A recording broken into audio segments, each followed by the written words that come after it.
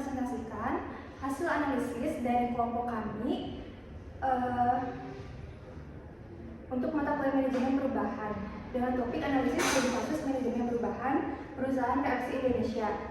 Presentasi ini akan membahas bagaimana KFC Indonesia menghadapi tantangan dan beradaptasi terhadap berbagai perubahan di dunia bisnis modern.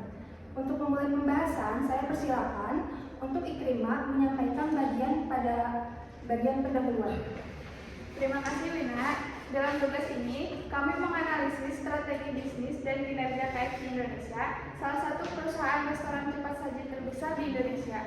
Tujuan analisis ini adalah untuk memahami kondisi internal dan eksternal perusahaan serta merumuskan strategi yang tepat dalam menghadapi persaingan. Kami menggunakan pendekatan analisis SWOT dan diagnosis perusahaan untuk mengidentifikasi faktor-faktor yang mempengaruhi kinerja KFC di Indonesia. Selanjutnya, saya akan menjelaskan profil singkat mengenai perusahaan KFC Indonesia. KFC Indonesia atau Kentucky Fried Chicken didirikan oleh Kolonel Hannah Sanders di Amerika Serikat. Di Indonesia sendiri, KFC mulai beroperasi sejak tahun 1979 di bawah manajemen PT Fast Food Indonesia Tbk. Kini KFC memiliki lebih dari 700 gerai di berbagai kota besar dan kota kecil.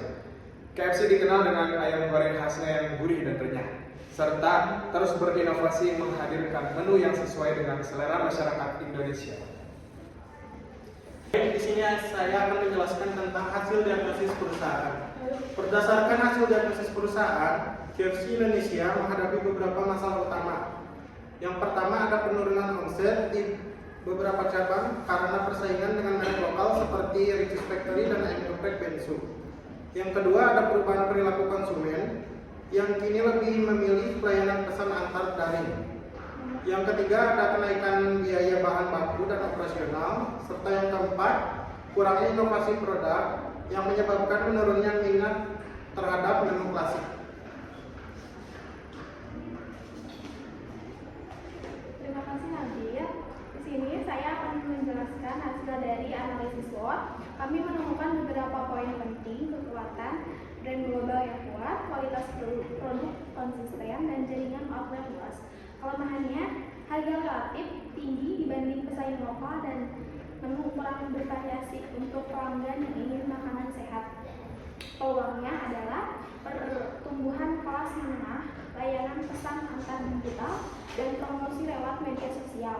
Ancamannya yaitu ada persaingan ketat, tren hidup sehat, dan fluktuasi harga bahan baku. Selanjutnya, berdasarkan hasil analisis kami telah menyusun beberapa rencana aksi strategis untuk KFC Indonesia.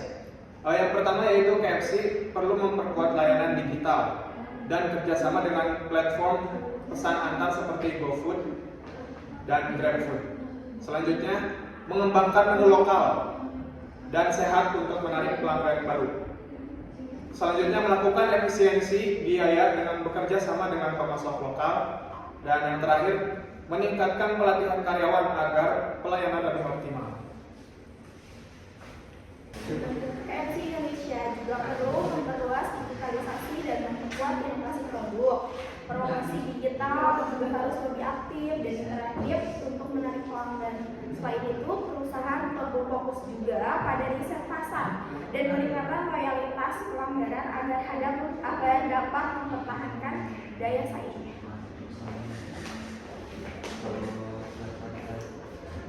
Sebagai kesimpulan, KFC Indonesia merupakan salah satu pemain utama dalam industri makanan cepat saji di Indonesia. Untuk tetap bertahan, KFC harus beradaptasi dengan perubahan perilaku konsumen, meningkatkan efisiensi operasional, dan terus berinovasi. Dengan strategi digital yang kuat dan inovasi berkelanjutan, KFC Indonesia berpotensi untuk terus tumbuh dan memperkuat posisinya di pasar nasional. Sekian presentasi dari kelompok kami. Kurang lebihnya mohon dimaafkan. Terima kasih. Wassalamualaikum warahmatullahi wabarakatuh.